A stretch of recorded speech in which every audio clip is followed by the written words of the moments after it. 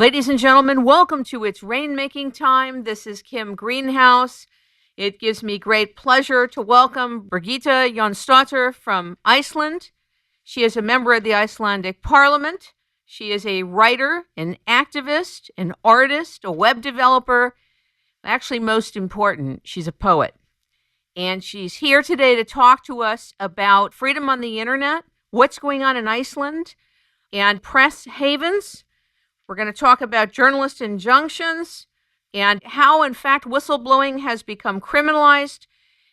She is a founder of the Modern Media Initiative, which is about raising the standards for the freedom of the internet and internet environments around the world.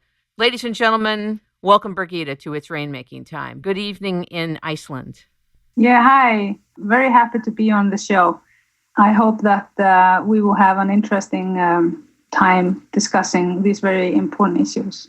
You consider yourself a poet first, which I think is so interesting, to be a member of parliament, but to consider yourself a poet first. This reminds me of Thich Nhat Hanh. Are you familiar with Thich Nhat Hanh?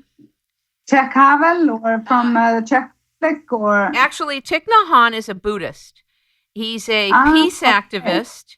And he fled Vietnam because there was so much killing going on. He watched people being brutally raped and murdered. And he fled to France, where he has something called Plum Village, which is a monastery meditation sanctuary where he teaches peace. And people come from all over the world to learn practical applications, or what you would call the real engagement of peace. He is a fantastic teacher. He's written maybe 50 books, and he considers himself a poet first. So you're in good company. Yeah, I have heard of him. Would love to learn more about his teachings about peace. I just recently said in an interview about why I chose in my parliamentary group to nominate Bradley Manning for the Nobel Peace Prize. I mean, most people think that the last person to be nominated was Obama, which is, of course, not true. There have been 2 more awards after that. But, you know, if the Nobel Peace Prize is sort of a political statement by the committee or an award for achieved work, I had said that, you know, the process of peace is an ongoing process. And, of course, peace and war is both very political. And so thus the award will always be political to some degree. A statement for peace is a political statement.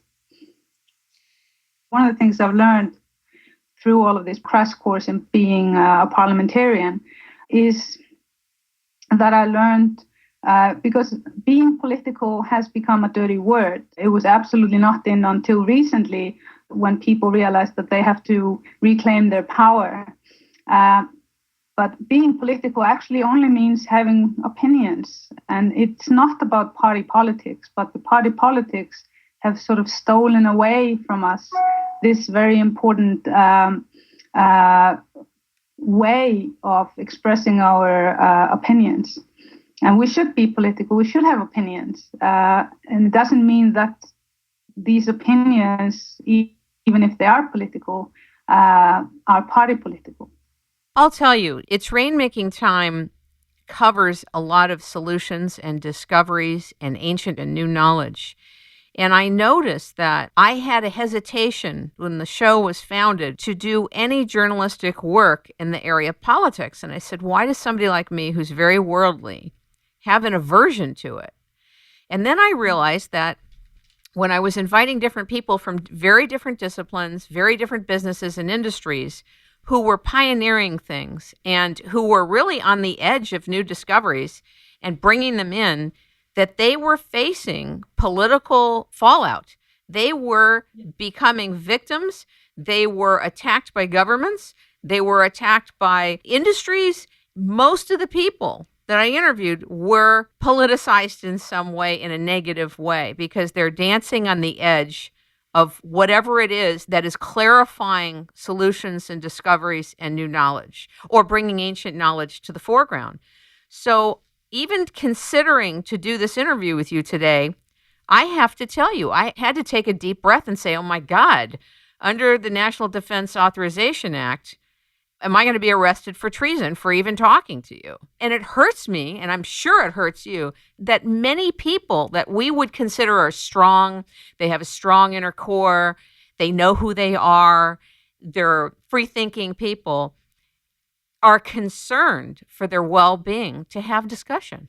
Yeah, it's such a sad development. And that means that we also have to connect and, both locally and globally, these people that are in this space. And I think that it's also very important, because we're living at extremely critical times. We are really, as humanity, at crossroads.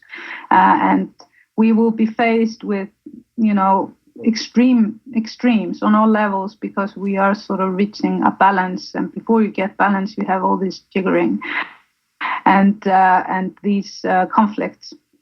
And so at the same time, we're seeing all these victories. We're also seeing all these defeats for peace and for people being able to work in unity on issues that are very, very important for all of humanity. And also everything that's important for humanity is also very important for us on a very local, personal level, because it's all interrelated. And I think it's so important to remember that.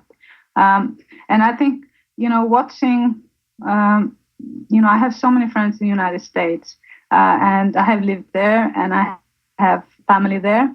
And some of my greatest inspirations come from there. But at the same time, I can see the oppression that's going on. And I'm deeply concerned, because the United States is one thing that we don't have in Iceland, and they have a lot of guns and a lot of extremes, because you have so many people. So I think it is very important that those that are for peace and for other ways of achieving change than through violence work very closely together. I am being persecuted by the US government because of my involvement with WikiLeaks. By simply, the only thing that I did was to help co-produce a video, the collateral murder video that showed hideous war crimes, which should have, been through the legal channels made public a couple of years prior. So we're dealing with a system that's like not working for the general public, but working for itself. But the good news is that it's being exposed. And as we get more and more information about how things work, we have better tools to change it. After everything that has transpired with Bradley Manning, the release of the collateral murder videos, what's happening with Julian Assange, you're a mother of a little boy, right? And as a mother of a little boy, you have a different level of concern for your life than just anybody. You're not a single guy, free and clear to do and say whatever you want. You have a young child that's a core part of your life. How do you balance this, and are you concerned for the two of you? Well, actually, I do have 3 kids. I have one son that's turning 21 and a daughter that's 17, and then I have one that's 11. I'm sorry about that. That's okay.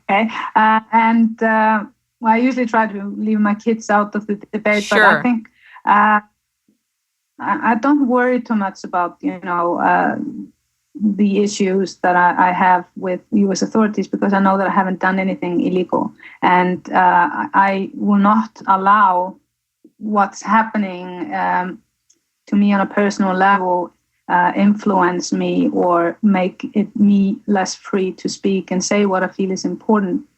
I obviously would not go on a holiday to the United States with my son, but I'm fortunate in the sense that I don't feel, because I am a parliamentarian, I'm even going to the United States as a part of the UN delegation from Iceland later this year, because I get a special visa, like all parliamentarians that go to the UN Assembly. So I'm going, and I'm hoping that when I go, that I can express and work with my concerns in relation to everybody that uses the internet, everybody that has any digital data on them. I think it is so extremely important that we understand that we do not have the same rights with our online content as we have with our offline life. And when it comes